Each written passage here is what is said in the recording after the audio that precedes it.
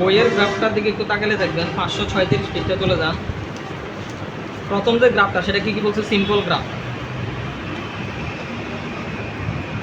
মানে এখানে প্রকারভেদ আছে।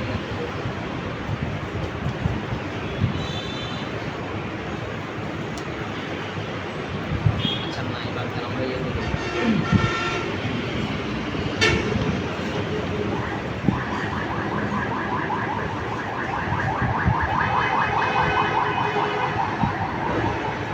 ধরেন এটা হচ্ছে একটা সিম্পল গ্রাফ, এটাকে আমরা একটু বড় করি।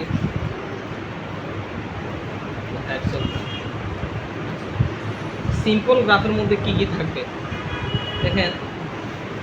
প্রথমেই বইয়ের মধ্যে যেটা চিহ্নিত করে দিচ্ছে যে V1 V2 V3 এগুলোর আমরা কি বলবো? ভার্টিসেস বলেন। এগুলো কি বলবো? সবগুলোর ভার্টিসেস বলে। এটা হচ্ছে বহুবচন। আর এক বচনে V1 কে বলে আমরা ভার্টেক্স বলেন। কি বলবো? ভার্টেক্স। মনে রাখবেন এগুলোর নোটগুলোর এখানে কি বলা হয়? ভার্টেক্স। কেউ যদি বলেন যে স্যার না আমি এটাকে নোটই বলবো, নোট বলতে পারেন, সমস্যা নেই।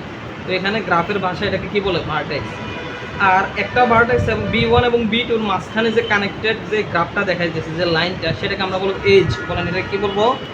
এজ। এখন সিম্পল গ্রাফ বলতে কি বোঝায়? এখানে বাংলায় বলা আছে এই ধরনের গ্রাফকে আনডিরেক্টেড গ্রাফ বলে। এখন আনডিরেক্টেড, হোয়াট ইজ আনডিরেক্টেড? এই বিষয়টা কি? যেটার মধ্যে কোনো ডিরেকশন নাই বলেন। যেটার মধ্যে কি নাই? কারণ আপনার স্যার ডিরেকশন আবার কেমনে থাকে? একটু পরে 1 মিনিট পরে বুঝাই দিচ্ছি কীভাবে ডিরেকশনটা কাজ করে। আচ্ছা, ডিরেকশন দেখার জন্য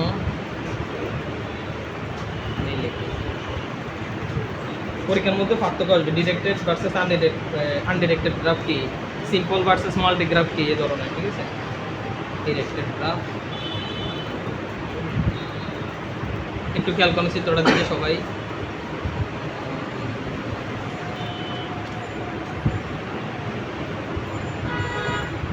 এটা হচ্ছে একটা ডিরেক্টেড গ্রাফ। খেয়াল করেন এখানে ডিরেকশনটা খেয়াল করেন। ডিরেকশনটা যখন থাকবে তখন অবশ্যই তীর চিহ্ন থাকবে। তাহলে আপনি কেমনে বুঝবেন? জি, সবগুলোর সাথে সংযোগ আছে। সবগুলোর সাথে সংযোগ বলতে হ্যাঁ, সবাই সবার সাথে কানেক্টেড, কিন্তু কানেক্টেডনেসটা কীভাবে দেখায় দেখেন। 1 0-র সাথে কানেক্টেড এভাবে বলবো, 0 1-এর সাথে কানেক্টেড এভাবে বলবো না। কেন? কারণ 1 থেকে তীর চিহ্নটা কোন দিকে দেখানো? 0-এর দিকে। আবার 2 1-এর সাথে কানেক্টেড এভাবে বলবো। ঠিক আছে, সবাই সবার সাথে কানেক্টেড, কিন্তু 2 1-এর সাথে কানেক্টেড এভাবে বললে সুবিধার মানে বুঝতে সুবিধা হয় কি যে 2 থেকে 1-এর দিকে। ঠিক আছে, আবার 0 দেখেন 2-এর সাথে কানেক্টেড। এই যে এটাকে বলে ডিরেকশন। এটাকে কি বলে? ডিরেকশন। যদি তীর চিহ্ন থাকে তাহলে এই তীর চিহ্নওয়ালা গ্রাফকে আমরা কি গ্রাফ বলবো বলেন তো? ডিরেক্টেড গ্রাফ বলেন। কি গ্রাফ? দেখেন আপনাদের বইয়ের 4 নম্বর এই প্রকারভেদের নাম কি? ডিরেক্টেড গ্রাফ, তাই না? ঠিক আছে তো। আচ্ছা, আমরা 1 নম্বর করতে যাই, 4 নম্বর পর হয়ে গেল। তাহলে আমরা 1 নম্বরে কি করতেছিলাম? Simple graph. তাহলে সিম্পল গ্রাফে কোনো ডিরেকশন থাকবে না বলেন। সিম্পল গ্রাফে কোনো কি থাকবে না? ডিরেকশন থাকবে না। আবার আসেন, এরপরে বলছে সবাই একটু বইয়ের দিকে একটু তাকান। অর্থাৎ যে আনডিরেক্টেড গ্রাফে কোনো মাল্টি এজ। এবার আসেন মাল্টি এজ কি এবং সেলফ লুপ, এই দুটো জিনিস একটু বুঝি। মাল্টি এজ বইয়ের এই 2 নম্বর চিত্রটার দিকে একটু তাকান। V1 V2-র সাথে কীভাবে কানেক্টেড খেয়াল করেন। এখানে কয়টা এজ আছে বলুন তো? V1 এবং V2-র মাঝখানে যে লাইনগুলো, এগুলোর আমরা কি বলে? এজ বলে। খেয়াল করেন এখানে 3টে এজ আছে না? তার মানে আমরা এটাকে বলবো মাল্টি এজ বলেন। এটাকে আমরা কি বলবো? Multi edge. এরপর বলছে সেলফ লুপ। এরপরে পৃষ্ঠা চলে যান, খেয়াল করেন V1-এর মধ্যে একটা বৃত্তের মতো আঁকা আছে না? তার মানে V1 এর সাথে কানেক্টেড বলেন। V1 এটাকে এভাবে বলা হয়েছে যে V1 এর সাথে কানেক্টেড। এটাকে বলে সেলফ লুপ, মানে নিজের উপরে নিজের লুপ।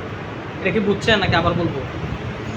V1 এর সাথে V1-এর একটা কি দিছে? এজ আঁকছে। এজটা একটু বৃত্তের মতো আঁকতে হয়, কারণ নিজের সাথে নিজেকে আঁকতে হলে তো এভাবে গোল করে আঁকতে হবে, তাই না? এটাকে বলা হয় সেলফ লুপ বলেন। এটাকে কি বলা হয়? Self loop. তাহলে সিম্পল গ্রাফের মধ্যে এরকম কিছুই থাকা যাবে না। সিম্পল গ্রাফ খুবই সিম্পল থাকবে। যে কোনো দুইটা ভার্টেক্সের মধ্যে মাত্র একটা এজ থাকবে বলেন। যে কোনো সিম্পল গ্রাফের মধ্যে যে কোনো দুইটা ভার্টেক্সের মধ্যে কয়টা এজ থাকবে? একটা এজ থাকবে, একটা। সিম্পলটা কোথায় দেখছিলাম? এই যে এখানে খেয়াল করেন, এই সামনের দিকে তাকালেও বুঝবেন। এই যে এই একটা ভার্টেক্স, এই একটা ভার্টেক্স, এই ভার্টেক্স আর এই ভার্টেক্সের মধ্যে কয়টা এজ আছে? একটা। এবং দেখেন এই V1 এবং V2-র মধ্যে কি কোনো এজ আছে? নাই। তাহলে সিম্পল গ্রাফে এজ থাকতেও পারে, নাও থাকতে পারে। শুধু যে বইয়ের মধ্যে ত্রিভুজ থাকতে হবে, সবাই সবার সাথে কানেক্টেড থাকতে হবে, বিষয়টা কোনোভাবে এরকম না। আমার কথা কি বুঝে গেছে? এখানে আরও প্রকারভেদ আছে, এটা দেয় না। কানেক্টেড গ্রাফ, কানেক্টেড গ্রাফ মানে হচ্ছে সবাই সবার সাথে কি থাকবে? কানেকশন থাকবে। আমার কথা কি বুঝে গেছে? বলেন সবাই সবার সাথে কি থাকবে? এই যেমন এখানে একটা এজ থাকবে, V1 এবং V5-এর মধ্যে একটা এজ থাকবে, V1 V4-এর মধ্যে একটা এজ থাকবে, তারপরে B4 আর B2 এর সাথে একটা এজ থাকবে, B2 এর সাথে B1 এর একটা এজ থাকবে, তার মানে সবাই সবার সাথে কানেক্টেড। এটা কি বলবো? Connected graph. ঠিক আছে, এটা কি বলবো? কানেক্টেড। এটার প্রকারভেদ এখানে দেয় নাই, কেন দেয় নাই আই ডোন্ট নো। ওকে, দেওয়া উচিত ছিল, আচ্ছা যাই হোক, দরকার নাই। তাহলে আমরা কি বুঝলাম? সিঙ্গেল গ্রাফ মানে, সরি, সিম্পল গ্রাফ মানে কি? যেটার মধ্যে কি থাকবে না? লুপ থাকবে না, তারপর আপনার এক্সট্রা এজ থাকবে না বা মাল্টি এজ থাকবে না, তারপরে কোনো ডিরেকশন থাকবে না। ঠিক আছে না? এটা হচ্ছে সিম্পল গ্রাফ। এখন আমরা 2 নম্বর প্রকার মাল্টি গ্রাফ শিখবো। মাল্টি গ্রাফ কি? আসেন আমরা মাল্টি গ্রাফটা দেখি। দেখছেন এই ওয়েবসাইটের উদাহরণের মধ্যে আরও অনেক প্রকারভেদ আছে, ইনফাইনাইট গ্রাফ, কত গ্রাফ আছে, দরকার না আপনাদের বই যতগুলো আছে এগুলোই শিখেন, পরীক্ষাতে আর বাইরে আসবে। সিম্পল গ্রাফ, এই যে মাল্টি গ্রাফ পরের বার। আচ্ছা, মাল্টি গ্রাফের মধ্যে কী কী থাকবে? প্যারালাল এজ থাকবে আর লুপ থাকবে। তার মানে মাল্টিগ্রাফের মধ্যে কি থাকতে পারে? লুপ থাকতে পারে। এই যে এটা একটা মাল্টিগ্রাফ হইতো। মাল্টিগ্রাফ খুবই সহজ কথা, যে একাধিক এজ থাকবে। বলেন একাধিক কি থাকবে? শেষ। এটার মধ্যে আর তেমন কিছু না। আবার কি থাকতে পারে? লুপ থাকতে পারে। সেলফ লুপ থাকবে না, সরি, কিন্তু ডিরেকশনও থাকা যাবে না, শুধু এক্সট্রা এজ থাকবে। এটাই মানে এটাই কথা হচ্ছে মাল্টিগ্রাফ মানে এটার মধ্যে কি থাকবে? বলেন এক্সট্রা কি থাকবে? বাইরেকে আমরা বলতে পারি কি? Multi edge. বলেন কি বলতে পারি? Multi edge. তাহলে মাল্টিগ্রাফও বুঝলাম, নাল গ্রাফ বোঝার দরকার নাই। কমপ্লিট গ্রাফ, কমপ্লিট গ্রাফ মানে সবাই সবার সাথে কানেক্টেড। এটা আপনাদের বইয়ে নাই, দরকার নাই। এবার আসেন ডিরেক্টেড গ্রাফ। ডিরেক্টেড গ্রাফ কত নম্বরে আছে? 4 নম্বরে। তাহলে 3 নম্বরে একটা আছে সিউডোগ্রাফ। এটা আবার এখানে মনে হয় আছে কিনা জানি না। সিউডোগ্রাফের সংজ্ঞাটা কি দিতে দেখেন তো, এটা পরীক্ষা আসে না। এরপরেও যদি আমরা পরীক্ষা সরাসরি আসে যে গ্রাফের প্রকারভেদ দেখো, তাহলে আপনারা ফার্স্টে এভাবে লিখে সংজ্ঞা সহ লিখে দিবেন। যারা সংজ্ঞা পারবেন না তারা অন্তত পক্ষে চিত্রগুলো আঁকতে আসবেন। চিত্র আঁকলে আপনাদের সংজ্ঞা না লিখলেও তারা বুঝবে যে সে বুঝছে। ঠিক আছে, চিত্রগুলো কিন্তু মানে বুঝলে চিত্রগুলো আঁকা কি সম্ভব নাকি সম্ভব না বলেন তো? খুবই ইজি, কিন্তু খুবই ইজি। সিউডোগ্রাফটা একটু বুঝেন। সিউডোগ্রাফের সংজ্ঞা কি বলছে? যে আনডিরেক্টেড গ্রাফে একাধিক মাল্টি এজ এবং সেলফ লুপ দুইটাই থাকবে। তার মানে মাল্টি গ্রাফে শুধু কি থাকতো? মাল্টি এজ থাকতো। বলেন মাল্টিগ্রাফে কি থাকতো? Multi edge. কিন্তু সিউডোগ্রাফের মধ্যে সেলফ লুপ থাকবে। বলেন কি থাকবে? Self loop. তার মানে এখানে একটা এক্সট্রা জিনিস, প্রত্যেকটা গ্রাফ প্রত্যেক গ্রাফের জন্য একটা একটা জিনিসের জন্য আলাদা থাকে। ঠিক আছে, এবার আসেন ডিরেক্টেড গ্রাফে তো একটু বুঝিয়ে দিলাম যে কী থাকবে? ডিরেকশন। বলেন কি থাকবে? ডিরেকশন থাকবে, খুবই ইজি। আনডিরেক্টেড গ্রাফ যেটার মধ্যে ডিরেকশন থাকবে না, এটা বোঝানো কি আছে? এটা সিম্পল গ্রাফ যে কথা, আনডিরেক্টেড গ্রাফ একই কথা। আসেন এটা হচ্ছে, এটা আপনাদের বই আছে কিনা? আচ্ছা, এটা আপনাদের বইয়ে নাই। এবার আসেন 10.3 538 পৃষ্ঠা চলে যান। এটা বুঝলে অধ্যায় শেষ। দেখেন পরের পৃষ্ঠা উল্টাইলে দেখেন অধ্যায় শেষ না। দেখেন তো হাতের ডান দিকে অনুশীলনী। তার মানে এটা খুবই ইজি। এখন আমরা পরীক্ষার যে প্রশ্নগুলো আসে এটা আসে 10.3 থেকে। ঠিক আছে, কারণ আমরা কয়েকটা জিনিস শিখবো। আসি, এটাকে বলে, দেখেন বইয়ে লেখা আছে অ্যাডজাসেন্সি ম্যাট্রিক্স।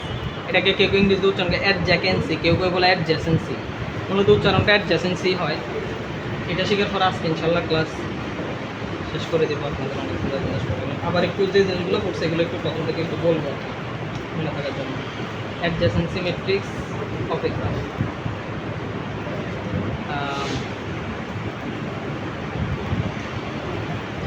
প্রথম আমরা একটা সিঙ্গেল ইয়া থেকে শিখি, সিঙ্গেল গ্রাফ। এই দেখি সবাই আমরা বই ওই ইয়ার দিকে কি বলে প্রজেক্টরের দিকে একটু তাকাই। অ্যাডজেসেন্সি ম্যাট্রিক্স। অ্যাডজেসেন্সি কথার অর্থ কি? সহজ কথা মনে রাখেন, অ্যাডজেসেন্সি মানে প্রতিবেশী, যে পাশে থাকে। বলেন অ্যাডজেসেন্সি মানে কি? প্রতিবেশী, বা যে আমার সাথে কানেক্টেড বা নিকটে আছে। এখন আসেন এই ধরনের এই একটা গ্রাফ আপনাদেরকে দেয়া থাকবে পরীক্ষার মধ্যে, দিয়ে বলবে যে এটার অ্যাডজেসেন্সি ম্যাট্রিক্স আর 4 ঘন্টা শেষ হবে।